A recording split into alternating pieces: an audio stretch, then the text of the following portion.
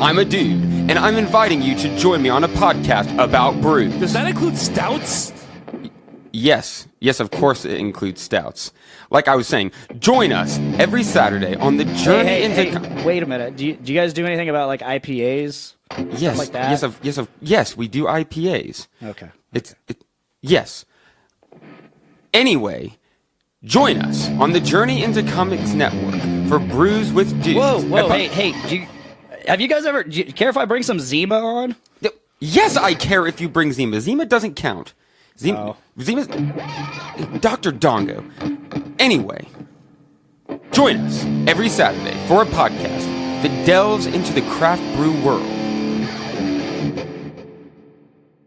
The following is a Journey into Comics Network production. Hey, this is Josh Richmond, and you are listening to the Voice of Survival podcast, exclusively on the Journey into Comics Network.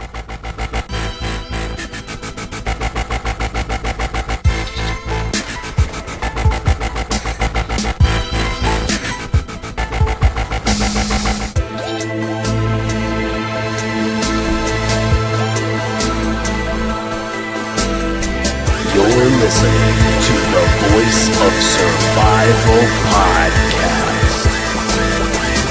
Ladies and gentlemen, your host, Nate Phillips.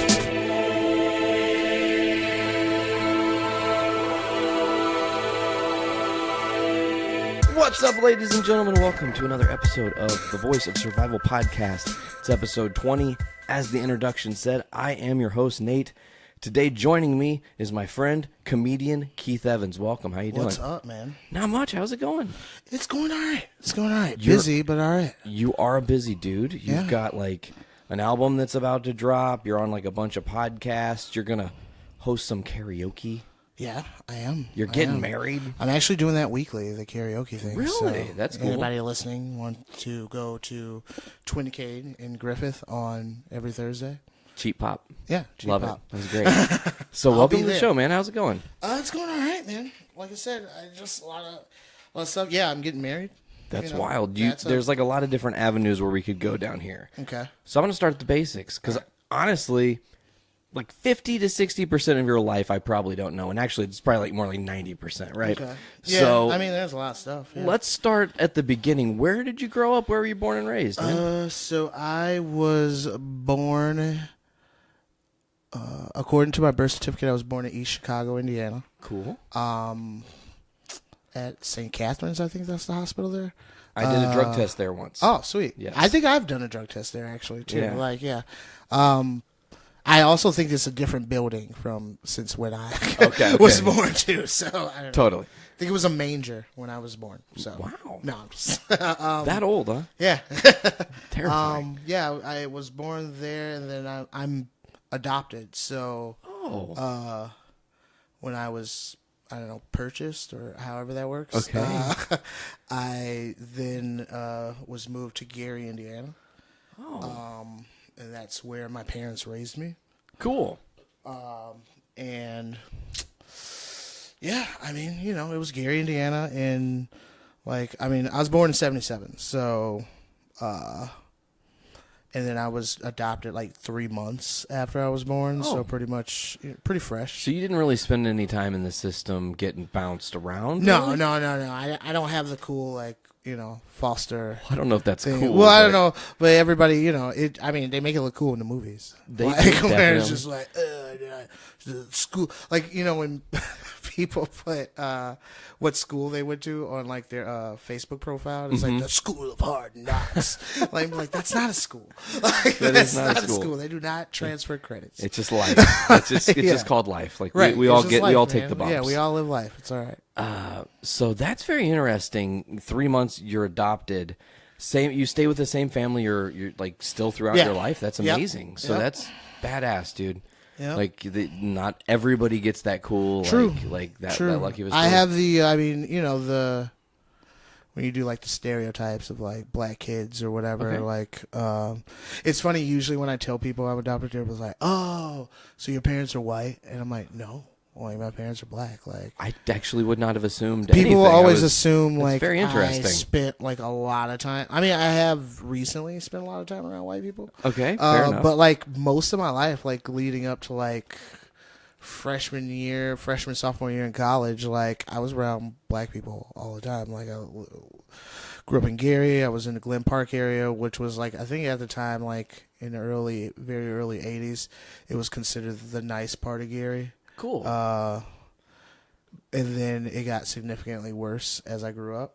So you kind of lived the transformation of Gary to what a lot of people probably know. Yeah, it as I mean, now. it was already like, you know, the white flight stuff had already happened. Maryville was already a thing at this point. Maryville was really nice when I was little. Though. Like when I was little, Maryville was super nice. Like it was just like we go to Maryville, like we're going to Maryville today. Like we're going to the Venture in Maryville. Like, Ritz City, USA, yeah. and now it's just like ultra gentrified. Yeah, it's just like, well, it's just, you know, it's Maryville. I was like, who cares? But so I grew up in Gary, and like, you know, there was the whole thing where there's the whole stereotypes of, you know, black people growing up with no, like one parent or whatever. So I mean, I had both parents. Siblings? Went to none. None. So you're a solo kid. Yeah, solo kid. Cool. Which speaks a lot about my character, I think. I think we were kind of talking about that. We'll be yeah. definitely getting into that a little bit later. But yeah, just grew up, and I was, you know, went to Banneker Elementary School, and then I was in the. So when we took the test to like go to school, Sure. At first they were gonna, instead of going to kindergarten, they were gonna put me in second grade. But then then my mom was like, no, which I was like always pissed at her about, because I was like, I could have been out of school a lot earlier. Yeah, you could have like had a whole different adventure, you know? Yeah, and it would have changed. You know, I don't have any regrets on anything, so I'm happy with the way my life's going now. So Totally. who knows? Butterfly effect, you know. We all the things we choose, you know, Right. they all lead to where we're going. Exactly. And then so I went to Banneker, I went to Tolleson, I went to Westside, all in what they call the GT program, which was the Gifted and Talented program. So it's supposed to be for like accelerated kids. Definitely.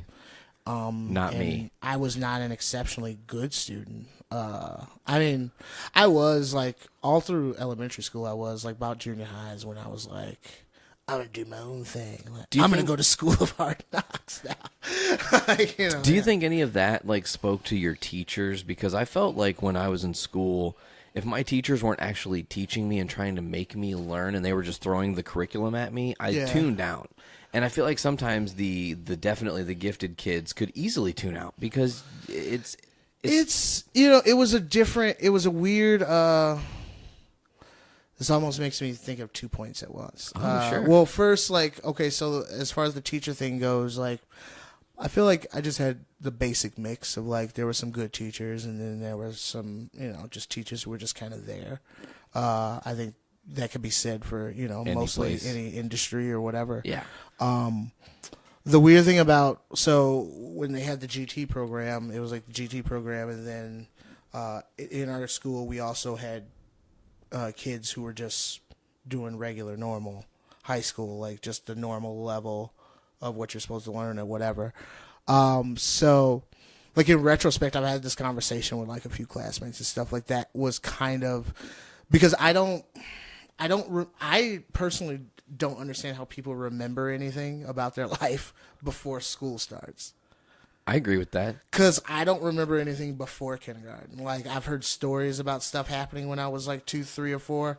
I don't remember any of that. My fiance remembers weird shit. Like, she remembers, like, you know, like, I remember seeing the first light when no. And you were like, what? Really? No, she just remembers, like, I remember being 2 and being, like, doing this and doing that. And I was like, that's weird to me. Because to me, like, my life didn't take shape until I was in my own society of people, I guess, if that makes any sense. Yes, totally. So, yeah, like, there's that, plus being at a school where it was the GT program and the regular program, it became this apparent thing of 2 different classes of people, in a sense, like they thought that we thought we were better than them. And they probably thought you guys got preferential treatment. Right, yeah, preferential treatment and stuff. So, like, that's, I mean, just even thinking about the current climate of today, I guess. Totally. Like, that was my first learning of that structure of life. Like, Totally. how people act and, people got along and stuff, but then there was always this kind of, like, always allegiance to one side or the other. And then there was always people in the GT program who overcompensated by constantly hanging out with, like, the roughest, I guess, people, if you want to put it like that, like, in, regular Like just the school. opposite side of the spectrum for them. It mirrors the way life is right now. Like, it just literally, like, I've been training for Facebook since I was 5 years old. Like, if that makes any sense. I've been training for Facebook. Like, I'm ready to go. That. Yeah. Like, so yeah, like, that's how life was in school. And I was just always kind of like, my mom was super involved during elementary school and, like, PTA and shit like that. And most of, like, the GT moms were, and they had, like, their clique, like... They had their hands in it, too. Right, yeah. So it was just, like, our moms are always there and shit, so that probably throws a stigma. Like, I'm sure if I was in a situation where this other group of people, their parents were always there, they were always doing, like, kind of cool shit. Like, I mean, I feel like it was good and bad. Like, I missed out on a lot of just normal high school shit. Like, because, I mean, fast forward, I got kicked out of the GT program after my freshman year of high school. You were just too smart. No. I was just being kind of like, why did I initially get kicked out? I don't even remember it. Oh no! Like it was just like trivial, something probably. happened and I got kicked out, and then they were just like, you gotta go to regular school. But then, like, I was supposed to go then to a different high school because of where I lived. Like, I lived on one side of Gary, like, Different district, yeah, right? Yeah, completely. And, like, I just stayed where I was at. I was super into music when I was in school, so that was kind of my focus at the time. Awesome. Like, and I was always, like, kind of like just a stupid dude making dumb jokes all the time and shit, And when I got kicked out, like, I remember going to, like, English class and it was my first time in regular. And it was weird too. To me, in my mind, the different programs had a different atmosphere. Like, so, like, when I went there, it was just like I was in, like, this muggy, like, undecorated, like, wild west because, of school. Like, our classrooms had, like, obnoxious posters everywhere of, like, be who you can be, like, always constantly motivating. And then those classrooms barely had anything on the walls, which, again, to me, mirrors the way things are now, where some things are like what was it that they were like, well, we should motivate these kids more and not motivate these kids more. It's just dumb. Like, you look at it and you can actually see classism, like, happening. Exactly. That's terrifying. Yeah, it's a very weird situation, like, and it's like, I guess it made me ready for a lot of stuff. Sure. But at the same time, I question, like, you really need to, like, inflict all that type of shit on children? Like, just let children be children. You know what I mean? Let learn. That should be the optimal, like, goal for kids. Yeah. Just teach them. That should be. But all I went that to this matters. English class, and, like, I remember, like, they were like, I had never had to do a term paper. Okay. Like, we did dumb shit in our English class. Like, we had this thing called a lilac sign. Okay. I don't know if you lilac stands for I am L-I, lovable and capable. I forgot what the first L-I stands for, but it was like lovable and capable or something. And it was like a paper plate, and you put it on it, and then, like, when somebody gives you a criticism, you tear off a piece of the paper plate and you give it to them, but then, like, when they give you a compliment, you stick a piece back on. And it was just a very weird, we did shit like that, or, like, we had, like, like, projects where I remember reading the book Great Expectations. Okay. And we had to do, like, just kind of a project about the book, picking some aspect of the book, and doing a presentation and a project I read. I remember I built Miss Havisham's house. Whoa. Like my mom helped me do it, but Still awesome. I built it, like we painted it and like put little furniture in it and made it look like a shitty, dingy, like old Shack. yeah. Hell yeah, that's awesome. It was like, so like we did shit like that. So then when I got to regular English class, it was just like term papers, and I was like, what? I was like, why? What is this? We're like, gonna flex your brain right and now. I was like, all right, so I just got to do. And then this was all stuff that I saw like in public schools, like on like TV, and like in TV shows and shit like that. So I was like, okay. So I approached it as such because that was my only guideline for how to do it. So of course I'm like, all right, well, is there somebody around here I could buy papers from? Like, how does this work? Like is there a Zach Morris here where I can, Great Saved by the Bell reference. Absolutely.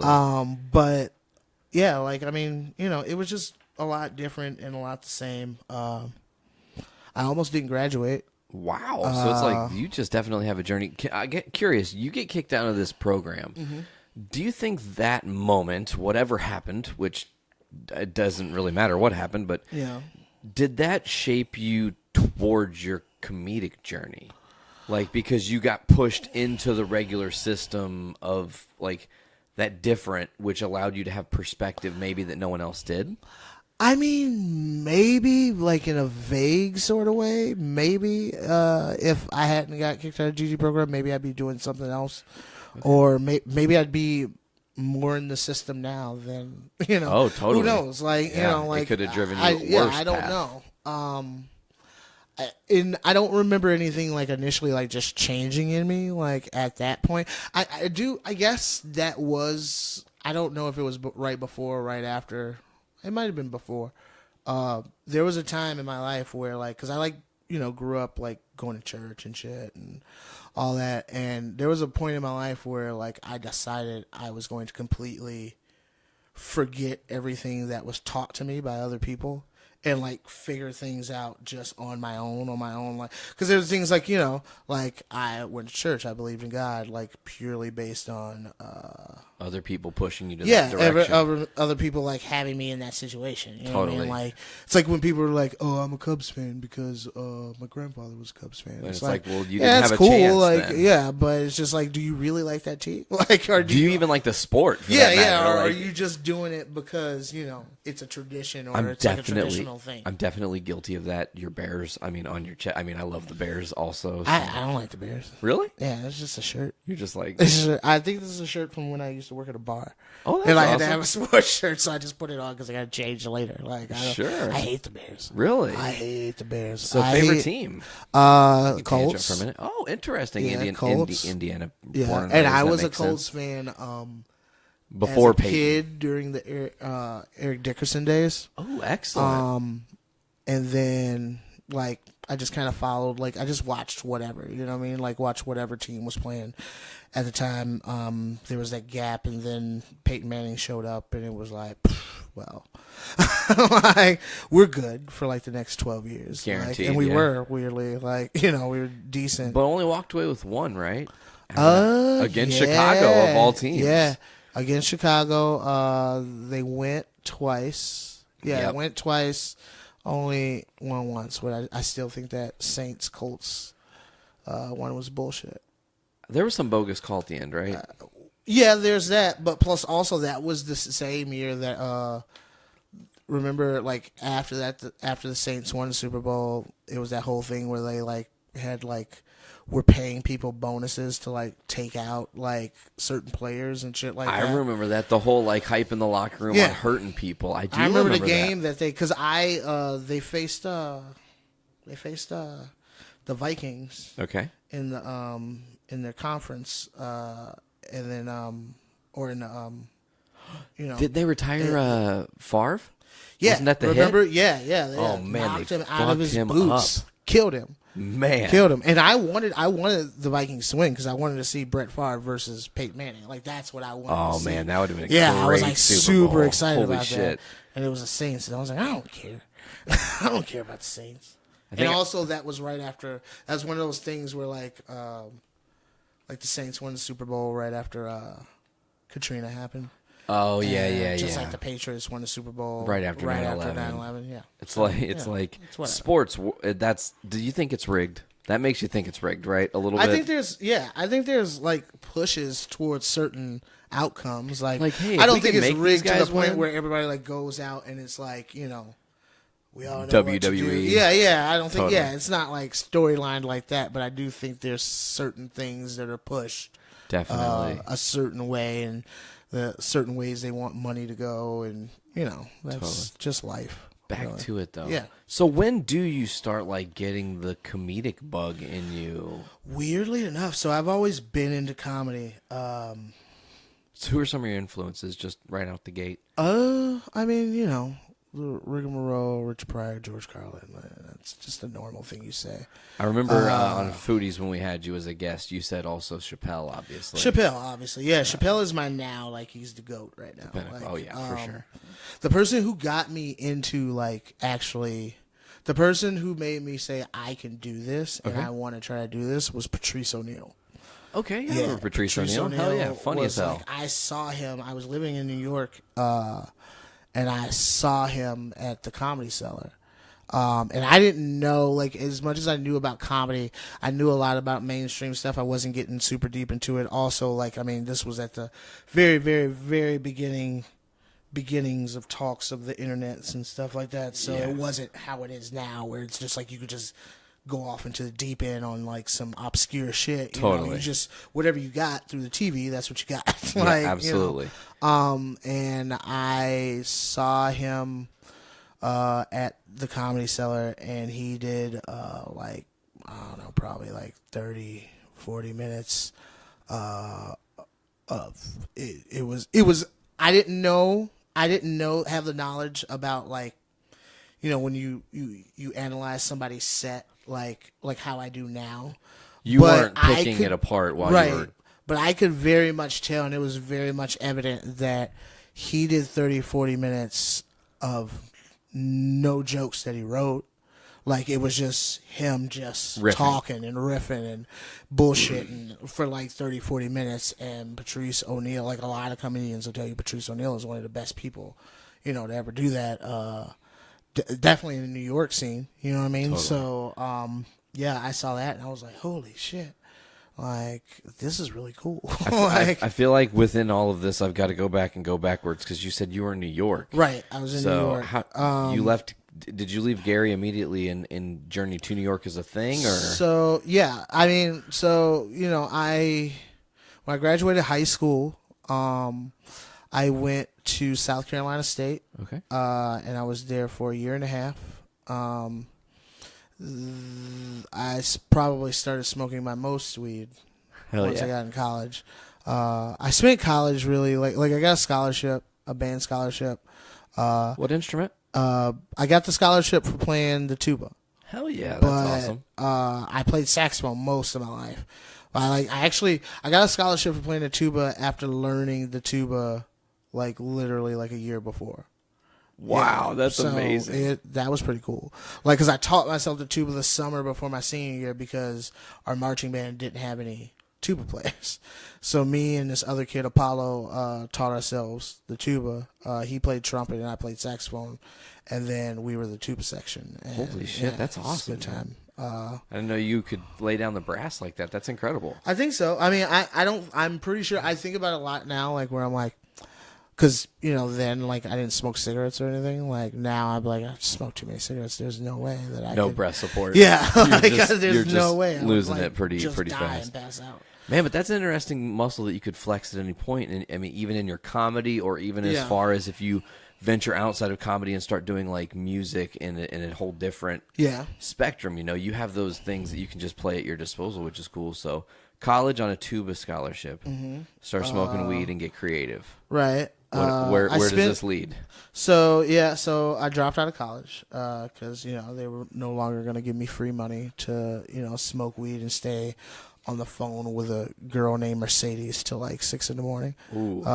Yeah, that's what I was doing. Sounds like a hard beat. Well, it was the internet was new and exciting, and it was like you meet a girl in the chat room, you're like, ooh, let's talk on the phone, and then we talk on the phone, and then next thing you know, it's time to go to breakfast, and then I'm like, I'm not going to that math class at 8. like that's not happening. I will go to band practice though, because that's what I'm here for. That's who's paying my that's who's footing the bill. So I eventually left South Carolina State, and I came back to Indiana. And I did the basic thing of like I signed up for classes at IUN. I started working in the service industry. Cool. We've all done it. Yeah, I was a host at like Fridays, and then I became like a bar back and a server, and then started bartending at different places, and started making my way up and down 30. I was one of those dudes that like worked at every restaurant on 30. Yeah. You were hustling, man. Yeah. You did what you had to do. So I was doing that. This is also around the time where I discovered white people. Okay. Because when I was at South Carolina State, like South Carolina State is a historically black college. Totally. So that's why their band is so fun. Okay, I get that's why that. their marching band Soulful is so fun. too. Yeah. So when I was working in a restaurant, that's when I was like hanging out with white people more often or whatever, and discovering things like you can burn like fires in your backyard, and they're called bonfires. I was like, I remember I got invited to a bonfire. I was like, what the fuck is that? Like I went, and I was like, oh, it's just like a house party, except for there's a fire in the back. And I was like, you can burn fires in the back of your yard? Like, why didn't I do this my entire life, like as a child? You were having fun, absolutely. Yeah, like why didn't I do this? Like shit like that. And started hanging out and, doing my thing. I was in a couple of plays with IUN's theater. Sweet. Just random, like thespian status as well, man. It's just something I wanted to do. Like I was doing stuff at the time where I didn't realize it would become part of because I was into music. Like I was doing music, and I was like producing beats or whatever and stuff like that. And I was super into that for a while. And then the weird transition from that to comedy was that one of my really good friends, this was after New York, of course. Well, let's go in order, I guess. However you want, man. Literally, it's you can bounce this around however you'd like. Yeah, like I said, I moved to New York one day randomly because I was it was one of my first of many times of getting tired of the region. Oh. Like just getting sick of like being like, this is all these towns, blah, blah, blah, no matter what bar you go to, somebody knows you. And like, well, I was just sick of it. You know what I mean? You like, just wanted to be to yourself. And I was always like, I was the young dude who was always fantasizing about fame and stuff like that. I would watch I was watching MTV religiously at this point, MTV is how I found out 9/11 was happening. I was in school when that happened, so it wasn't MTV. Most of my friends are like, they're like, I was in school, and I was like, I was hungover. Like I was hungover waking up, like. But we'll get to that. This was after. So this was, one day I was just like, I got like a big check. It was like I had trained to be like a manager at this restaurant, plus I was bartending, so I like had all this money in one rip, and I was like, I want to leave. I was like, I want to go. Packed up and went. So I packed up, went to New York, got a one-way ticket, went to New York, got a job like the second or third day I was there. Were you terrified? Was there any part of you that on that journey, you'd went to college, obviously, and that's your own experience. Right. But New York is a different beast, I feel. I think I was more excited than, I was terrified, but I was more excited than terrified. So I was just on an adventure. Yeah, I was like, I just want to do this. Like, cool. This is what I want to do. My dream was to stand in Times Square instead of watching it every fucking day, Hell yeah, so I love that. I went, and New York was everything it was supposed to be. It was a pretty serious scene. As far as big jump from coming from Indiana and then going to New York and trying to figure it out. And I figured it out. I did a decent job at it. Lived there for a while. I got into, like I said, I got work the second, third day I was there. I stayed in a so I New York was a lot more expensive than I realized it would be. I knew it was going to be expensive, but I didn't know I was going to deplete through my funds like so quickly. So like I depleted through my funds like within a week of being there. But I got the job, so like that was okay. But then it was like, okay, well I can't afford to stay in a hotel the whole time I'm here. Like, Yeah, no, that's not gonna work. So then I stayed. I remember I busted down to like staying in hostels for a little bit, and I got kicked out of this hostel because from this point, this is the first time I got drunk in New York. Okay. I went out and got drunk and don't really remember the night, but I do remember I woke up in my hostel bed and the entire staff was standing around me, and like I'm like, what the fuck? And then I look down, like there's just throw up everywhere. So apparently I came into my room, which it's a hostel, so it's a shared room Totally. with other people, and like I just laid on my bed and like I just threw up and then passed the fuck out. Which it happens, I guess, but the whole staff was there and they were like, get the fuck out. So I left there and I was just like, okay. And hostels in New York are like pretty booked. Yeah. All the time because people are coming to New York all the time. Yeah. So I remember a couple nights I slept on the train, and then I went to a homeless shelter, and it was weird. Like I'm like at a homeless shelter, but like I'm the only dude at the homeless shelter that has to get up in the morning so I can go to work. And this lady was real cool about it. Like, just let me. And it was just like homeless shelters. I mean, I'm sure there's nice homeless shelters somewhere, but this was not one. Like, this was just like, everybody had like their chair, like one of the steel chairs, Yeah. and like, you set that up how you set it up, and, that's your thing. And, she was able to, like, I was able to, like, I was making tips and stuff. I was working at a Fridays in New York. And the one in Times Square, actually. Wow. So I was making decent money, and then I would come back when I get off of work.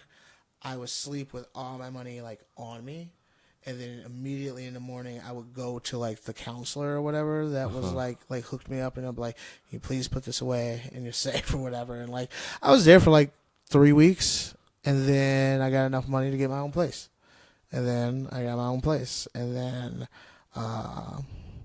New York was dope. I don't know. Need another scene change? Or? I mean, I was good for a while. Did a lot of ecstasy. Interesting. Did a lot of ecstasy. Like at that point, before I got to New York, I was I had either smoked weed a little bit or like drank a little bit, but not like excessively, or like I've yet to have been like I've been drunk, but like I've yet to be like fucked up. Like, So, no, that was a mistake. Yeah. So I got to, and the reason I was doing a lot of ecstasy is because I was selling ecstasy, which also at the time big money maker in New York. Like you were in the hustle, man. You were really just doing what you could. In New York. So I was like doing that, and barely eating sometimes. Like I was probably at the best weight of my life. I looked great. Like when I would come back to Indiana, as fuck though. Yeah, I was unhealthy as fuck. But I'd come back to Indiana, people were like, "You look really good." And I'm like, "Yeah, thank you." Yeah, go on my diet. I bet you couldn't. haven't slept. My diet was. I always tell people. I joke now when they're like, "I need to go on diet." I was like, "You know what the best diet is?" I was like, "Just do a bunch of ecstasy and only eat ramen noodles and microwave popcorn." I was like, "That's it." I was like, "You'll be fine." Woo. I was like, "You'll be tired." I was like, "You'll be tired a lot, but you'll be fine. You'll look good. You'll look great. You'll be cut." Right. So, I did that for a while, and then I went down to Atlanta because I wanted to try to get this internship with Aquemini Records. Awesome. So I went down to Atlanta to do that. I went down to Atlanta on September 10th, 2001, and went out with some people, got drunk, got fucked up, woke up the next day like at like 12, 1 o'clock in the afternoon. So everything had long since happened. Yeah. And like I woke up, and like my natural thing was to constantly wake up, grab a remote, turn on MTV. like just to like start to ease into my day, you know. That was the equivalent of grabbing my phone and like looking at it to me. It was like, just turn on MTV and see Now we what's going scroll. on. And like it looked like the news, and I was like, "The fuck is this?" And I'm like turning the channels, and all the channels are showing the same shit. I'm like, "What?" And I look, and yeah, 9/11 had happened, and I was like, "Holy shit!" I did have a cell phone at this time. It was like the oldest like cell phone. No, like, one of the you Nokia know. bricks. Yeah, Fuck yeah, with Snake on it. yeah. You gotta love that yeah, fucking yeah, game. Yeah. So, yeah, I had my cell phone. I looked. I had like 30 or 40 missed calls or whatever. Oh fuck, because My you just mom- moved from New York. Right. I didn't tell my mom I was going to Atlanta. I was just going. Like You were a grown gonna- ass man. Like, And, I was like, I'm and just I gonna think go to the other Atlanta. thing too was probably, you know, if something was going to come from that, you would then be able to tell her. You didn't want to hype her up on nothing. Right, exactly. So, you know, I just went like down just to see what was going on, and yeah, 9/11 happened, and all that shit was going on, and everybody, you know, I'm watching the news, I'm getting caught up on everything. I'm like, what the fuck? Like, I'm trying to call people in New York, and you can't get through to people in New York at all. Like just all the lines are like crazy busy. Like not the normal like It was just like a message would pop up like saying something about like, Wow. this line cannot be reached at this time. You're like, what the fuck is going on? And I finally talked to my mom, and like she knows I'm nowhere around there or whatever, and you know, then like I'm like, okay, well I gotta get back to New York at some point, which I had to eventually take a bus like a week later, like a week after 9/11 happened. Then I took a bus back up to New York because, you know, planes were like No. a crazy thing Yep. at that point. Nobody knew what to do. There was no TSA. Like there was just, you know, or at least not as serious as it is now, you know. It's weird because I remember taking a flight in like 1996 or 1997, and I think I still have literature and stuff from that flight because it was like my first flight, and I'm a kid, and I'm like, fuck yeah, I'm gonna keep this shit or whatever. But I just remember like that's all we got. There was no pat down. There was nothing. Right. And You the just go. culture then to what the culture is now, and I've flown a lot more as an adult now. Obviously, Right. it is definitely a huge. Oh huge yeah, it was gap. huge. Well, when I was in New York, like I had went up to just on a whim for a weekend when we went to Canada. You just go up there. You just go to Canada. Like it wasn't like you didn't have Up to Niagara Falls, probably. So we went over to. We would fly over to Toronto actually. sweet. And then there's a couple times where we drove up there, and I think you drive through like where the Niagara Falls is and stuff. I don't know what the Niagara Falls looks like. I don't know. I've done most of the traveling in like certain places like that. Like at this point in my life, all of them are me being fucked up in some way, shape, or form. So I enjoyed it at the time. I'm sure I was like, ooh, but I don't remember it now. Like it's Distant kind of a memory. waste. That's all right though. Yeah. I mean, I had fun. But yeah, like 9/11 happened, and eventually, like I had to get back to New York and like get my shit because my apartment was probably like 2 miles from the World Trade Center. So Super it wasn't close. that far. Like, you know what I mean? Like, and No, 2 miles We is used to close, be able man. to sit on our rooftop. Like, we had like, not like a fancy rooftop, but like just like you had access to the roof, and Yeah. we threw a futon up there. Fuck yeah, I would've. Yeah, and you know, we would, you know, bring like radios up there or whatever. Super and lit just up there, party, just yeah. chill. But we could see the World Trade Center from my apartment. Like right there would like always be lit, like different colors and shit like that, and there'd be stuff going on. They used to have in the kind of like the square or whatever of the World Trade Center, they would have parties like back then Paul Oakenfold was like the biggest DJ in the they would just world. host huge So yeah, they parties. would just host huge parties, and you can kind of faintly hear it. Like, you know, Damn. it was just like a cool thing, like, you know. And then one of the dudes in my building, he actually got a job for he since does not work there anymore, but he got a job for Time Magazine. I don't even think he got a job for Time Magazine.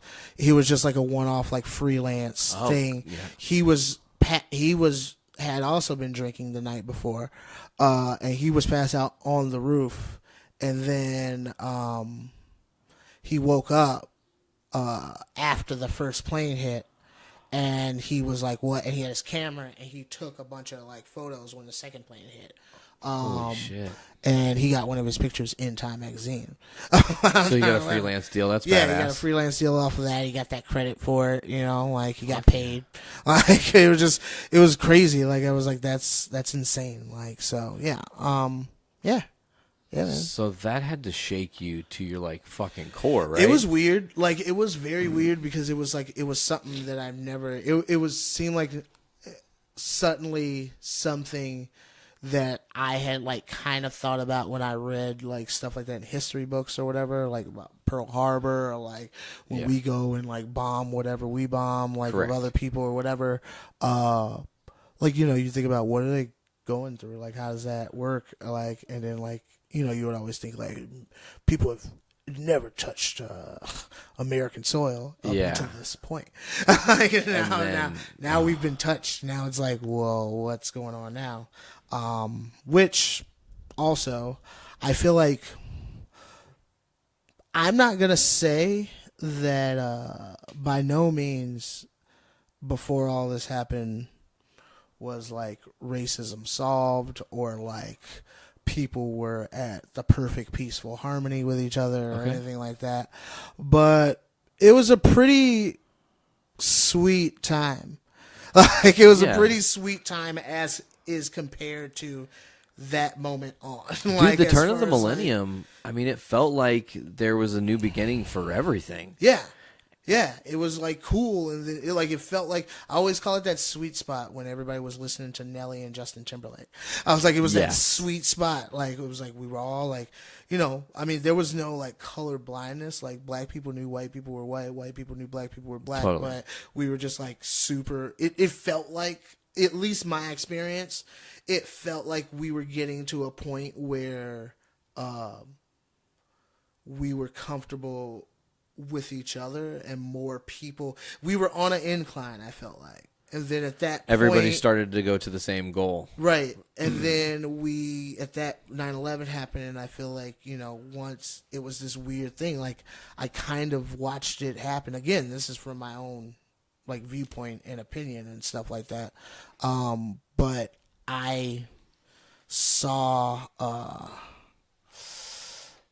9/11 happens, and then the talk, and then the eventual prejudice that was always probably around, but more prevalent now, against like Muslims and absolutely Middle Eastern, and like that became a thing. When we were in a part of a time in history there too, where they're driving people through the news into this fear-mongering where they're showing these pictures, they're giving you these ideas, they're giving you all these concepts and making everyone think this one certain thing. It's very pertinent that you bring up the Muslim divide thing because, like, I don't watch it. I haven't watched it yet, but there's, like, that new Roseanne or whatever. But apparently this most recent episode was, like, her talking about I heard about that. Like, and I was just like, I'm going to watch it eventually, but I'm just like she's afraid that her Muslim neighbors are going to blow them up. Like, and I'm just like, that's an irrational... But there are people like that still, which is unfortunate. There are. Like, that's just... like, I can't even... I don't know. I'm very untrusting. Totally. Of a lot of people in a lot of situations. Like, totally.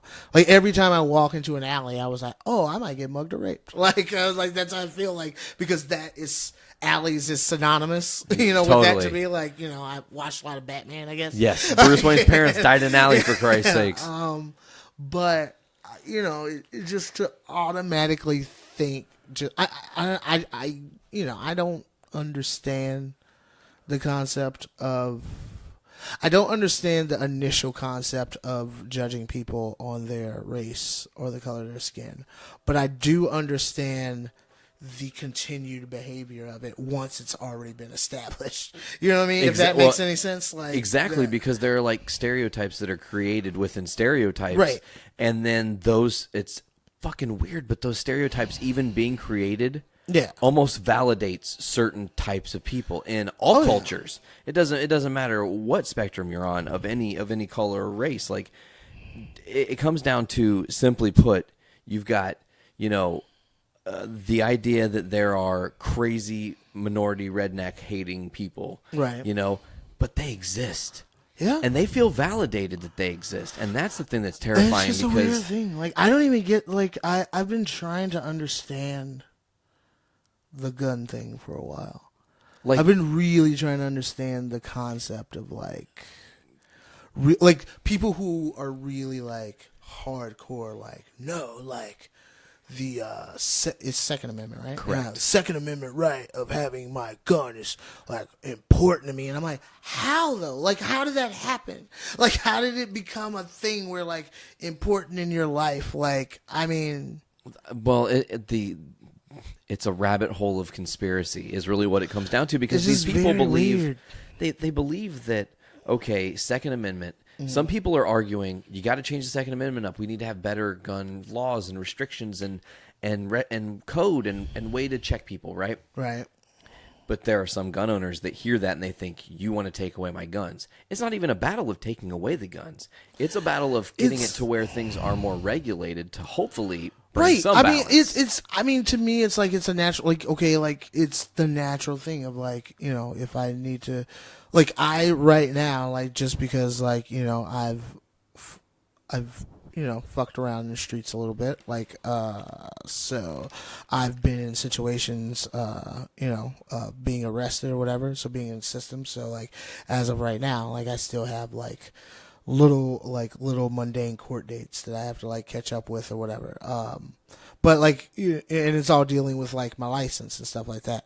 Once you like get your license suspended, it takes a lot to get it, you know, back. And that's like kind of just the natural nature of owning a driver's license. Yeah. Is, you know, and we accept that because it's like, you know, to operate a vehicle or whatever. So I don't understand why it's not the same thing for guns. for a gun, which is far more deadly. Like, you know what I mean? Like, the more deadlier something is, the more Serious you know, it should be with the the restrictions. serious, right? You know what I mean? Like, you know, people give people. I hear stories about people having a hard time with their fishing license.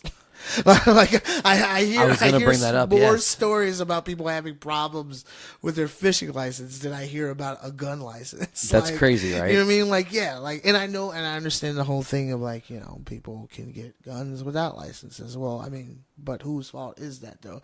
Because it's a trickle down system. Like, the reason there are guns, like there are probably hundreds and thousands of guns in America floating around from person to person, like illegally, is because at some point an arms deal was made way high up, and then that became a thing. And then, you know, guns are just like cars, or just like clothes; they go out of style. People want Push the it to the newer next, push to the thing. next. Things get trickled down. You know, things get you know. So it's like, you know, that super cool family reunion shirt you got from a yard sale or something that's just somebody else's family reunion. Yeah. That's what the guns are. Like, that's what the Exactly. guns on the streets are. It's just somehow that shirt got trickled down into the system where it was just at a yard sale. Somebody picked it up, like, and then maybe his girlfriend started wearing it and they broke up. She just happened to have it. Then maybe she gave it to somebody else. Or that's how the guns are. So it's just like, but they're guns. They're Yeah. not T-shirts. They're not guns. T-shirts. T-shirts can't kill people. Yeah. Unless you fuck around and get caught in a dryer or something. T-shirt guns can barely kill people. Like, so, but yeah, like, it's, I don't know. I just don't get the idea of like where people are like super serious about. And I'm not against, like, if you want to have a gun, but I mean, just go through the proper channels to Exactly, get a gun. and like, be safe if they with need it. to check and make sure that you're not crazy, then I mean, if you're not crazy, then you shouldn't have any problems. My thing is- Like, if you're not crazy, you don't have like a ridiculous, like, terrible, like, record of, like, you know, misusing or whatever, like, even criminal, like, you know, I feel like there should be something where if you're constantly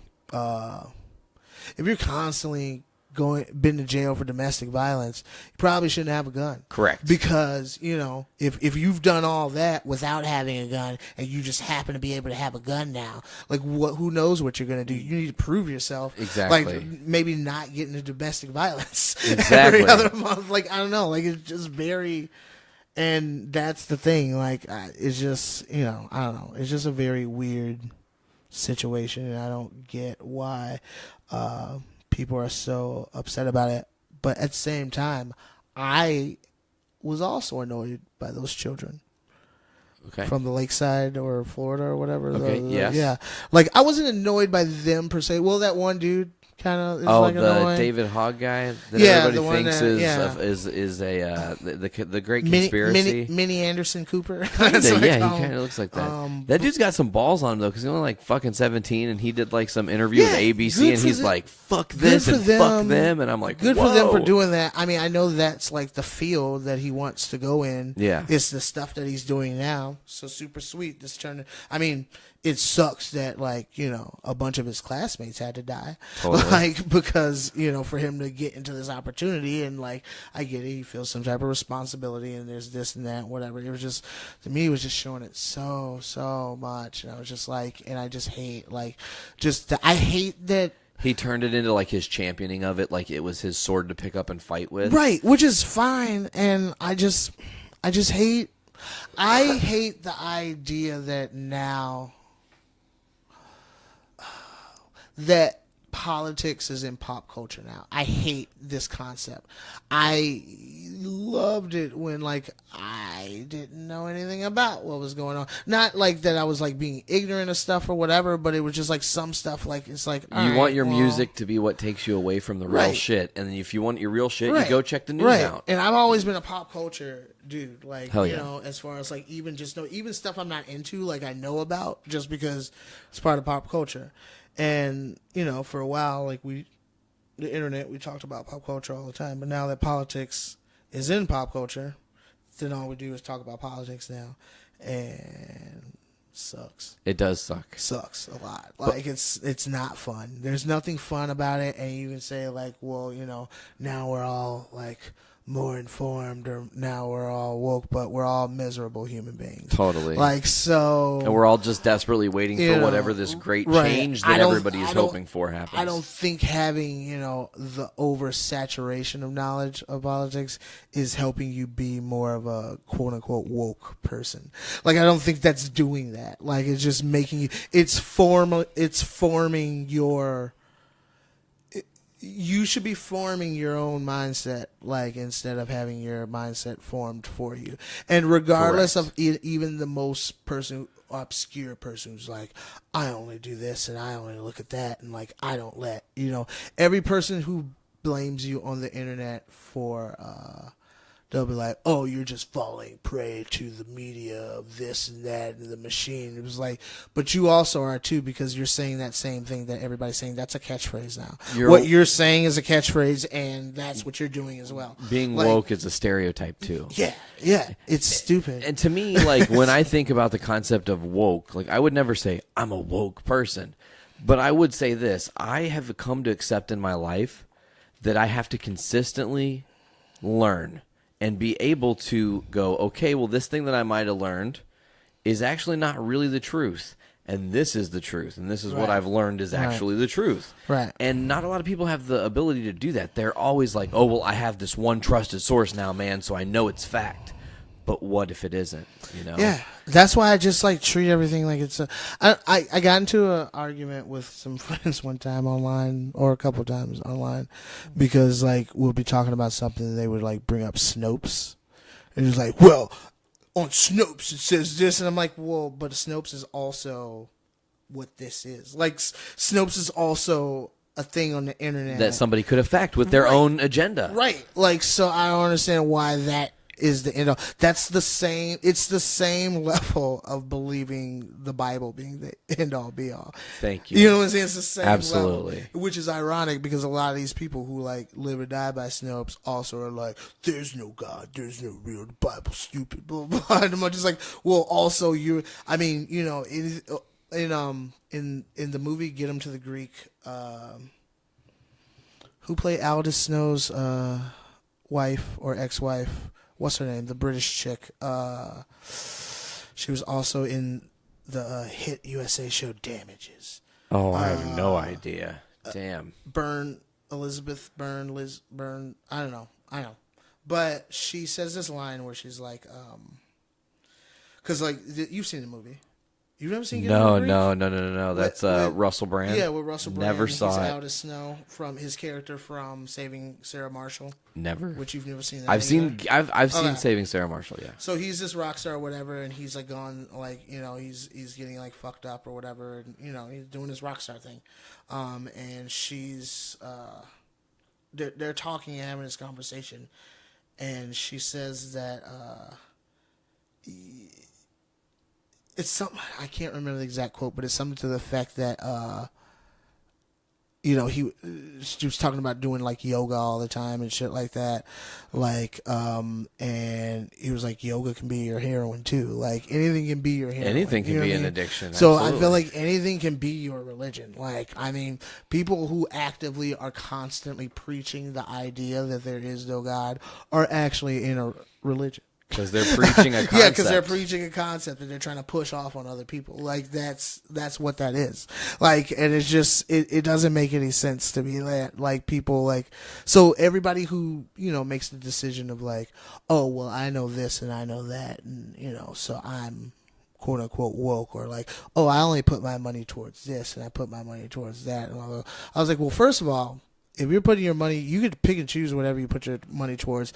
And I'm sure, like, you know, just like voting, like it has that minuscule effect It on really the doesn't situation. matter that much. Yeah, that money's going to get to where it needs to go. Also, your money's getting taxed. So unless you're paying every person for all your goods up under the table, your money's getting taxed by the government. So you're still, you know, you're still contributing to the thing that you're against in the first place. Like, so it's just like, it's just, I don't know. Enjoy life rather than trying to pick it apart Totally. all day. Like that's what people try to do, pick it apart. People like, have forgotten the escapism that you can have in life with Right. movies and TV shows Right. and shit. So back to it though. Yeah. Sorry. You're okay. I love that we went the tangent there. I just don't want to skip out on learning what happens. So did you decide like after the events of 9/11, I can't stick around New York? It's just too painful. It was just too. I couldn't afford to like move.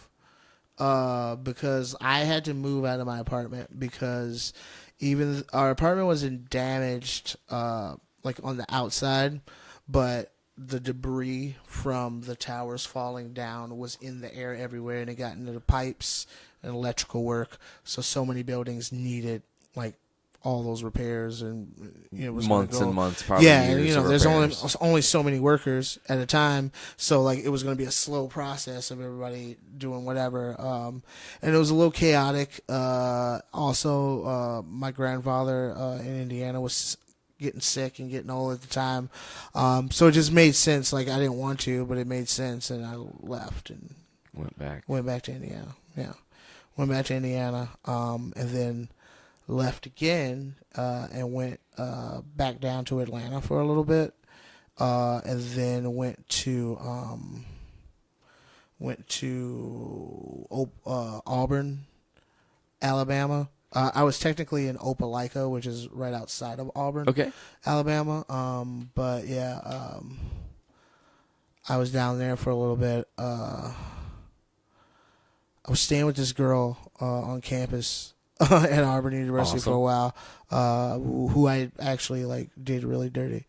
Like I didn't do anything like, you know, like bad, like physically to her or anything. No, like that, but, it was just the situation. Yeah, I was just like, you know, I was an asshole. Live and learn, man. Yeah, basically. And then, yeah, I was down there for a little while, and then I came back up to Indiana again. And around this time, I was in Indiana for a while, and then this is when I began to get a little bit of trouble and go to jail a couple times. Jail sucks. If anybody is interested, it sucks. Like as it's been portrayed, it's not pleasant. Yeah. It's actually better the way it's portrayed, probably. Like I would imagine. Fair enough. A lot of times I watch it, I'm like, they wouldn't do that. Like they wouldn't do that shit. You don't get that. Like, but yeah, I did that, and then around this time also, I was one of my buddies, Mikey Goodpaster. He was doing independent movies. I was still doing my music at this time, and I got criticized by so many people that I was selling beats to that like my music was too orchestrated. Okay. That I was like, I had, started thinking about stuff, and I decided I kind of wanted to delve into like film scoring and shit like that.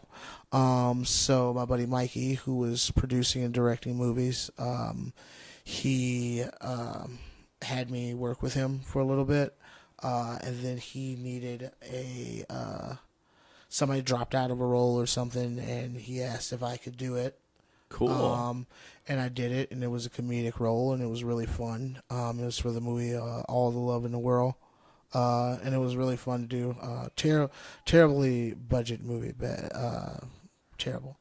Like, it was good. It was a good script. It was an amazing script, but like just the main actor was a terrible dude. Oh no.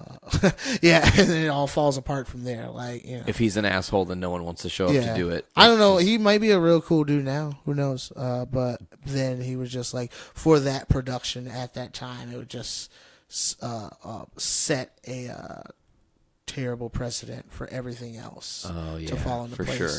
But I had fun with the process, so I continued to do stuff with Mikey. And then I was like, well, I should put this, put some wheels into motion. Yeah. So I went and did my first mic, my first open mic. Where at?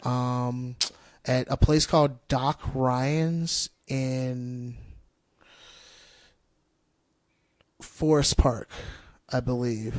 Forest Park. So open mic night? Yeah, it was open mic night at Doc Ryan's, like in the Oak Park, area. And I did terribly. Terribly. But I liked the feeling of it. Okay. So I tried it again. And then I tried it again and tried it again, and here we are now. Started to get your bearings of it. Yeah, I was super into it. After a few months of doing that, I went to Second City I took the acting program there. The holy ground. So I did that, and then comedy became my life after that. Absolutely. I got submersed into the scene and the culture in Chicago. And then, I started running a show in Crown Point, Indiana. That's actually the first time I met you was there. Yeah. Was it the Zodiac? Zodiac? Yeah, Yeah, absolutely. probably, yeah. I think you and maybe Was I Jake living did above 15. the Zodiac at that time? Those details I don't remember, dude. It's been so fucking long ago. For a while, I was but living above the Zodiac, in an apartment above the Zodiac. That's kinda And it was cool. like the best, worst time of my life. It was fun, like, and I'm running the show downstairs, like I live upstairs, like, Yeah. seemingly the perfect situation, but also like just partying a lot, man. Like You get- just partying. you get I was living lost in in the it. square, like I was Yeah, like, you don't have to go anywhere. Right. So There's I was food, just there's like- drinks, there's Right. fucking opportunity, Right, like there's everything. abound. Yeah, so I was just McDonald's like, all right. a block down if you really need it. Exactly, Shit. exactly. Like, So yeah, I was doing a lot of partying, and eventually, I was producing my show, going over to Chicago to do open mics and stuff, and then eventually I was just like, well, no, first of all, I got to take myself out of this situation, and I was like, all right, I'm gonna just move to Chicago. So then I moved to Chicago, and Chicago was great. Chicago was nowhere near overwhelming to me totally. as it was to a lot of other people, and it's probably due to I had moved to New York. Yeah, prior New York to this. was the big deal. So when I was in Chicago, I was like, this is easy. Yeah. I was like, this is really easy. So Way less people too. Yeah, So yeah. it's definitely less stressful for sure. So there was that. I went there, and yeah, like I said, the Chicago comedy scene was great. Like, it was great. And I was Well, and it's led you now to where you're at, which is like you've got Yeah. like we were talking about earlier a little bit, and I wanted you to fill us in on it. Like you got an album coming out soon. I do. When was that recorded? So that was recorded February 24th, which February 25th is my my comedy anniversary or whatever. Sweet. So it just so happened that I got that was the date available for the theater. And then like I kind of looked back and it was like February 25th was when I like posted on Facebook like just started comedy, like just did my first mic, like so I was like holy shit, like that works out perfectly. It was like a perfect 8-year like stretch, and we recorded that at the Den Theater in Chicago, which is a beautiful venue. Sweet. And just kind of just got everything off of my chest that I had been working out and working on for, I mean, some of the jokes are like not the full 8 years, but probably like 5 or 6 years old. In the making, working on them. Yeah, some of the jokes range from being 5 or 6 years old to stuff I wrote 2 months before. You know what I mean? I recorded finishing the special. touches. Right. Yeah. So, it was good. It was Man, good. that's It got was to be a little good time. terrifying, right? What? Because explain to me if I'm miscalculating this, but new jokes written 2 months before your show that's being recorded means that you didn't really have time to like run those and make sure. Right. Unless you ran on and Amy Schumer'd somebody. Like Amy Schumer. Like, what the fuck? She needed 10 minutes for SNL, really? Yeah, like, I don't outta understand. Here's my thing. As a person and I've only been doing comedy for 8 years, and like it sounds like a lot to like, I mean, maybe. Dude, I was in a band for 10 years, and 8 years is a fucking long time. To Yeah, dedicate it to is- something, it is a long time. to Yeah, put your fucking heart it into is. it and to never stop wanting that thing, man. Yeah, true. But I mean, there's it was always the rule to me in my head, like I had read it or heard it somewhere, where a comedian has to do comedy for 10 years before they go on and do something great. Like usually, like that was like kind of looked at as like the average of like You're what almost was there. happening. Yeah, yeah, 2 more years, man. But like I just for 8 years, the art of actually performing comedy, I've loved it consistently, and I still do. So, I mean, and as much as like a rebel I am with certain things as far as like networking with people or like, going to like kiss people's ass, like to, get spots or like whatever, like, there's stuff I rebel against, but like there's some stuff that is just natural that everybody just holds unspoken rules, you know what I mean? Totally. One of those unspoken rules is that, you do not just go on stage while somebody, like, you're no worse than just a heckling audience member. Correct. Like to go on stage while somebody's performing. And this kid, like, I don't know this kid, like I never heard of him, whatever. I think he's got a podcast too, though. Yeah. And I realized when I said that, like, it sounded weird. Like, I don't expect him to know me either. Like, Oh, no. like, Well, I don't- didn't know of this guy either, but it's yeah, interesting because he was at Caroline's, and the Caroline's is a big club in New Yeah. York, and he had his friends and family there, and it was his first headlining set at Caroline's. That's an important fucking day. Like, I almost shit my pants the first time. Like, I just was on a showcase at Zany's. Like, and this is Caroline's. Like, Yeah, it was it's the big Caroline. time. Yeah, super big, and he had his family there, and probably, like, you know what I'm saying? Just like I did my album, just like Amy Schumer has done multiple albums. You put your life's work into 15, 20, 30, 40 minutes of like telling however jokes. long you're allowed to have, yeah. And then having somebody just, fuck up your flow, like while you're, which, like I said, if it were anything else, if she had gone up there, like, this was his big break or something like that, and she knew it, so she went up there and like said something really cool, like that would still be Oh, questionable. look, this is me passing the torch, bitches, right, or but something. it would still be questionable just because she should know as It's a comic. disrespectful. You go up there and disturb somebody's flow. The slightest little thing throws off your flow, especially for a show like that. I'm sure he was doing all his top-notch shit, all his very concise and complete bits, like, and somebody throws off your flow like that, like, that's weird. Like, and he was really nice about it. Like, when you read about stuff, he was like, people are talking about his headlining set. Yeah. Because she did that. And that's super great. But as far as, I'm not trying to look at any outside variables of like marketing. The and what promo could and be, this. straight up the Right. act thereof. Right. That's for him to decide and make something out of it and, do well for it. Yeah. But the straight up act of like invading someone's art like that. That's shitty. Can't. And I mean, she was already on a thin line with me anyway. Like, I mean, again, not that my opinion matters because it's Amy Schumer. She's gonna do whatever the fuck she wants. Totally. But it's just kind of like the whole. I think I'm more upset by the story proceeding up to it, where she like came to Caroline's to do 10 minutes, which of course you're gonna do 10 minutes to work on some stuff. Which now I think she's working on. Is she hosting Saturday Night Live? Yeah, I think this next week. So she was like working on stuff for her monologue, which is fine.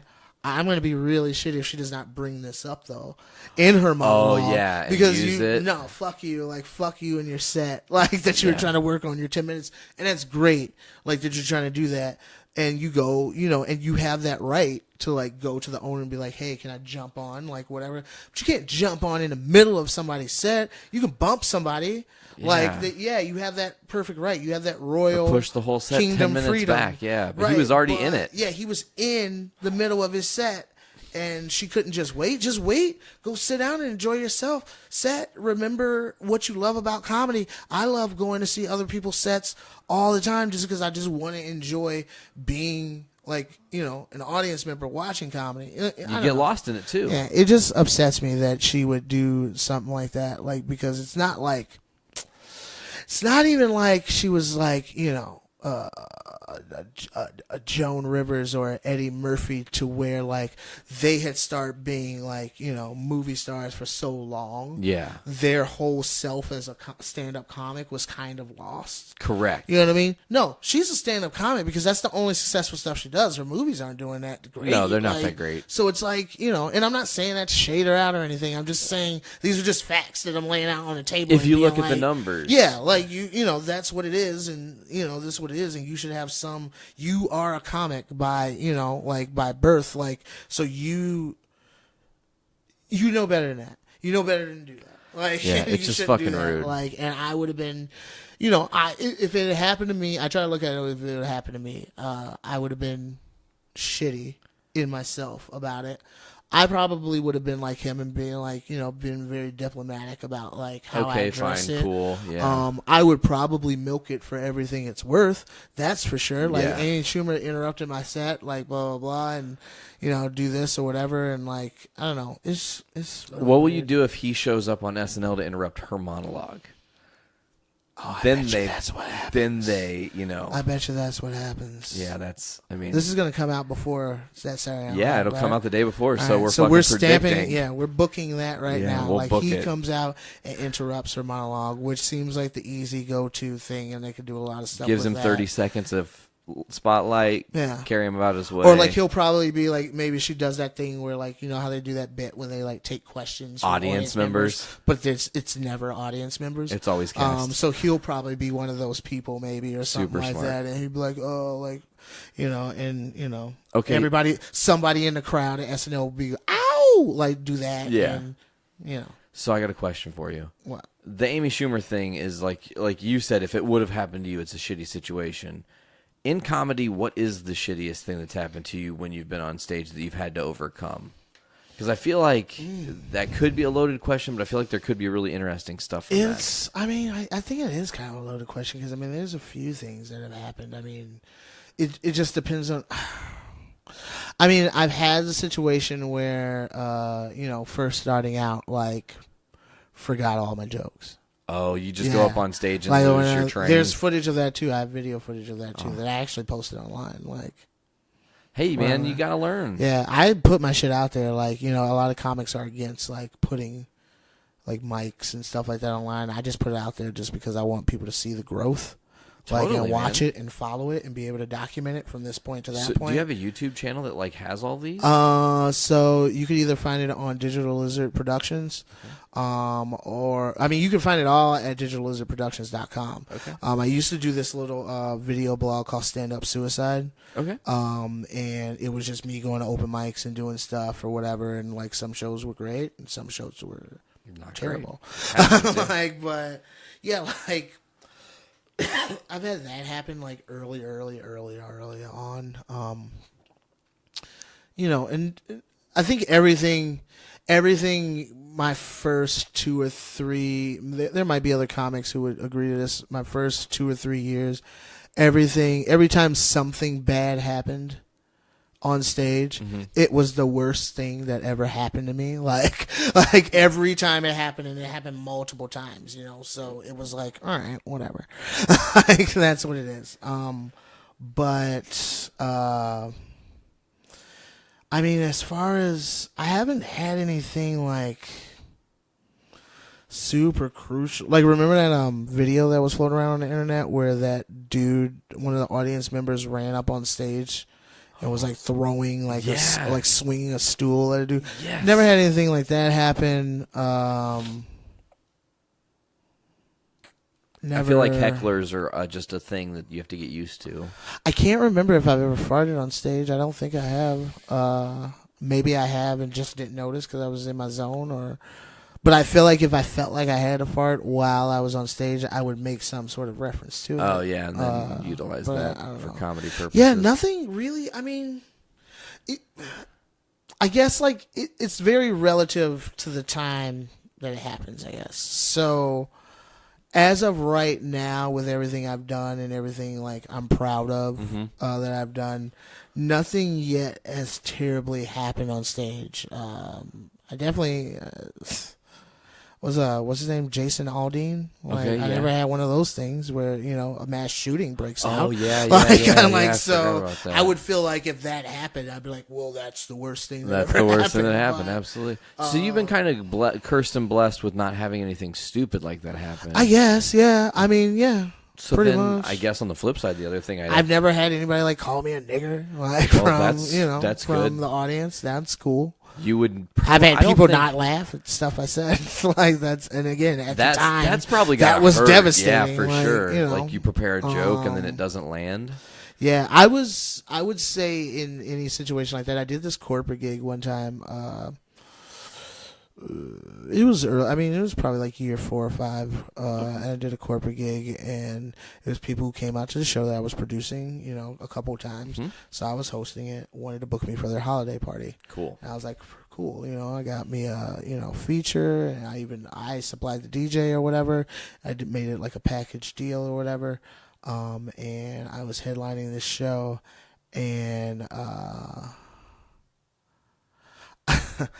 I went up there, and so the company was, I forgot the name of it, but it was something like dealing with like house developers in like Northwest Indiana, mostly like Gary, Indiana. Okay.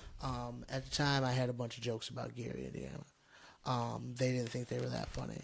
The people who came to my show before, who booked me for the thing, thought it was funny. It was weird. It was this uncomfortable thing where the black people there did not think I was funny, and the white people did think I was funny, which has kind of been the running theme, like the first 5 or 6 years out of my career. Sure. Like, where it was like, I mean, I'm not like, a Chitlin circuit comic by any means. Okay, sure. I don't know, like I just tell jokes in the way I think. Like I don't try to put on like a persona. I'm not saying people who do that. Like you don't really filter it. It's just you. I just say whatever I say, which is sometimes trouble now. But I was just telling jokes. Like they were funny jokes. I thought they were well put together. Like in theory, like I'm sure if I look back on those jokes now, like I'd be like, oh, I could have made this funnier by doing this because I'm smarter now. You're more seasoned than I was then, but at the same time, I don't think they were that terrible to where, like, I think it was, like, more people being in their feelings and being like, oh, this dude's, like, making fun of Gary. Like, well, it's, there's some jokes there, motherfucker. There has to be jokes. Have you been to Gary? Like, there are jokes there. Like, so, and Yeah, I true. grew up there. So if I can't make, like, people make fun of their own shit It's all your the fucking time. right to make fun of it, man. Like, my fucking hometown is something you've never heard of, and when I tell you it, you're going to say, first of all, what the fuck is that? But then it's even stranger because not only does it have a weird name, it's the mascot that everybody gets fucked up on. So Hoopston, Illinois. Hoopston. Never heard of it. No. Okay. No. Our mascot's the corn jerker. It's a giant stalk of corn.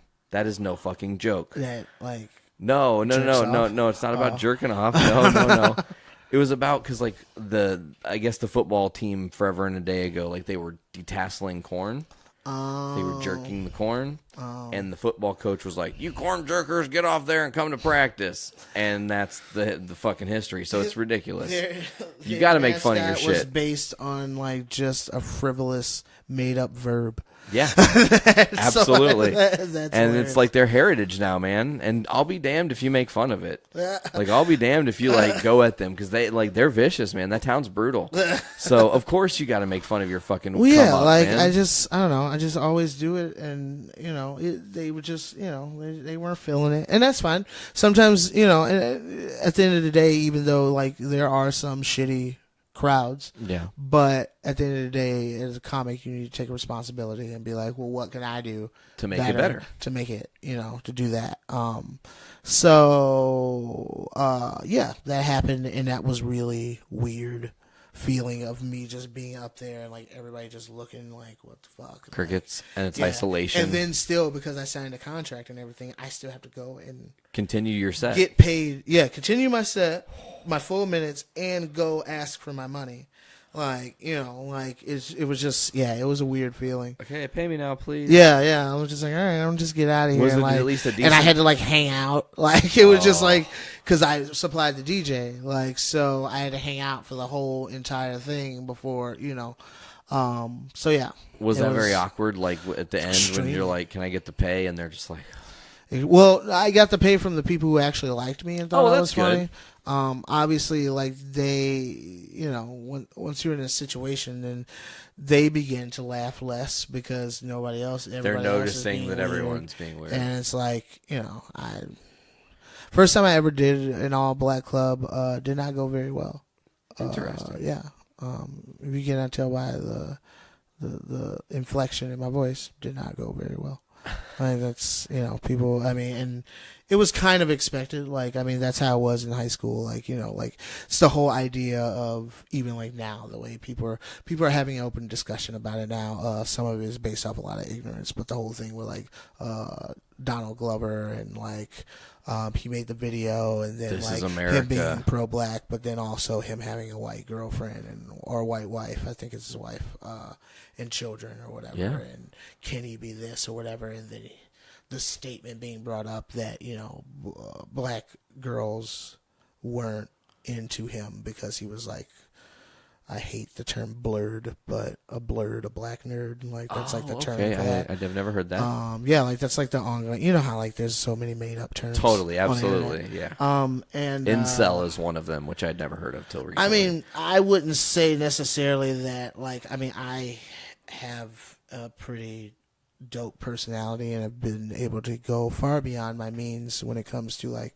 being with women. okay, sure, totally. I think, but there is something there to that notion, I guess. Of as far as like a person not, there's a thing in the culture where you can be considered not black enough or whatever. So Okay. but I still, no matter how unblack you say I am, like I've still been pulled over and profiled by the police and like stuff like I still go through the You've same dealt shit, with the same like, shit yeah. that is unfortunately. So it's like, I just don't, talk a certain way or like I like different shit. Like I like Radiohead, I'm sorry. So what? Like My what you bad. like, man. Like Radiohead's dope. Musically, they're fucking dope. Like I don't know what to tell you. Like Yeah. I also like Outkast and fucking Wu-Tang and all that shit. Like I don't.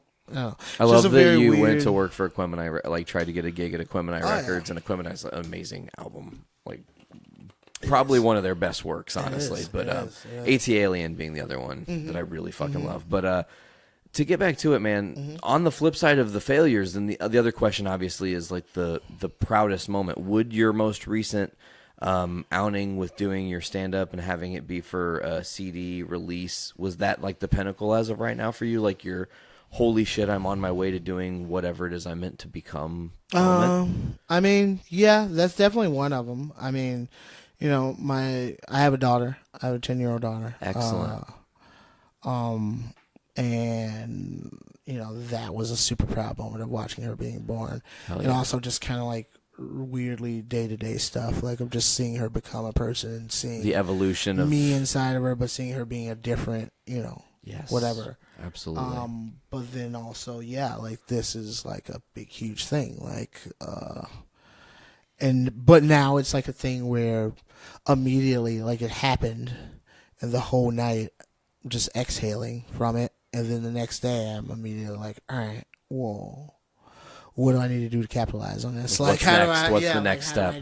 How do I take it a step? Like, I mean, I'm at being 40. I'll be 41 in October. At this point in my life, I'm like, I mean, at least give me the initiation process, list of the initiation process for Illuminati, and I'll just let me know. You will sign up? Yeah, maybe. There was a guy. Maybe. Did you see there was like a dude floating around on the internet that was like messaging people and like inviting them to join the Illuminati? Yeah, it was like I saw just this, some dude, like he was somewhere like Bob or fucking Fred or whatever the fuck his name was, but he was just friending people, and you think, oh, this guy's perfectly normal, and he would just like send one message, it's like hello, and then you're like, hey, and then he's like, so I have this news about the Illuminati, and we would love for you to join, blah blah blah blah, and I'm thinking that is not how that works, Illuminati motherfucker. Never turns into the Jehovah's Witness. No, like, God, no, it doesn't work that way. That's hilarious. But yeah, like if they were to tell me, hey, like hey, we want you in or whatever. I just need to know what I gotta do. Like if I don't want to do any, don't need to sacrifice anybody, probably. Yeah, I don't want to sacrifice anybody. Like obviously they're like, kill your daughter. I'm like, nah, I'm good. I'm all right. Leave me alone. Illuminati denied. But if it's just something as simple as like, you have to come to these sex parties, then I'll be like, oh well, yeah. You're like, I get. You I think pull my leg. I think I could do that. I think I can do that. I have to move some things around in my schedule, but I think I can, pull that off. We'll squeeze it in there for you folks. Yeah. What's the time exactly? So, okay, well, before we get out of here, what's the next thing up for you? You've got the album coming out. What's the date on that? May 25th. Okay, where can people get it? The album comes out. It'll be available on anything streaming, so you can do it on Spotify, Amazon, iTunes. You'll also be able to order it to own it on Google Play and, things of that nature. It's called Word Verbum Science. And yeah, May 25th is when that will come out. Oh, that's like right around the corner, man. Like 2 weeks away. Yeah, like 2 weeks away. Holy shit. And then after that, I will be at the Lowell Bean Spot, doing a show the day after on May 26th on that Saturday. Cool. At 8 p.m. Tickets are $15 if you're in the area. Typically, I'll be hosting that show. My buddy Brad Rickard will be headlining. Cool. And then I'll be kind of doing shows, popping in here and there. Just popping around a little bit. I'm getting married in September, so said, yeah. It's exciting. I'm taking time to. I don't want to be one of those assholes. It's just like I'm not. I'm busy. You just plan it. Like, I'm, being an active partner. Excellent. And then after that, like, I'm sure after, like, everything settles down from, like, the wedding and honeymoon and stuff, which will be around the time that, like, I finish usually I take, like, kind of a break every, like, end of September, beginning of October because it's birthday season. So we're getting married in our birthday season. And then you're going to be right around the corner from holidays. Yeah, and I'll probably be doing a lot of shows then too, like Sweet. Get my schedule back up and everything, and go from there, and like try to push harder, and Well, excellent, man. I'm looking forward to seeing you again. I haven't seen you since the last time I was there, so if I can make that show on the 26th, I think it's going to be something that's going to happen. Come out if you can. Yeah, for sure. I'm in Lowell a lot, so that's good to know. I'll have to mark that in the calendar, man. But I want to say thanks so much for coming on today. It's been a pleasure to talk to you. I feel like we could sit here and talk for like 16 more hours, but you've got other stuff going on today. Yeah. And no worries. I also, too, am doing some things. So thank you again for coming on. As always, folks, you can check out the Journey into Comics Network at journeyintocomics.com, where you can get the Voice of Survival podcast, as well as a bunch of other awesome shows. You can go to our Patreon, give us $1 for early access or $3 for early access and exclusive content, patreon.com/journeyintocomics. Also, folks, go to iTunes, Spotify, Podbean, Stitcher Radio, Google Play Music. We are on all those different services streaming. You can check us out, Journey into Comics Network, where you'll get all of our shows, again, on one feed. I think that's going to do it for today, Keith. Thank you once again so much for coming brother. on, man. Appreciate it. Thanks Fuck for yeah, having me, it was a blast, and look forward to doing more podcasts with you for sure. Sweet deal. Hell yeah. All right, folks. Well, this was the Voice of Survival. I've been Nate. I've been Keith. Oh, that was awesome. Yeah, you did that perfectly. Oh, sweet. Yeah, that's the outro, folks. I just happened to look up and I was like, what? I'm Keith. Yeah, great. All right, folks. Well, that's going to do it for this week's Voice of Survival. We'll check you guys later.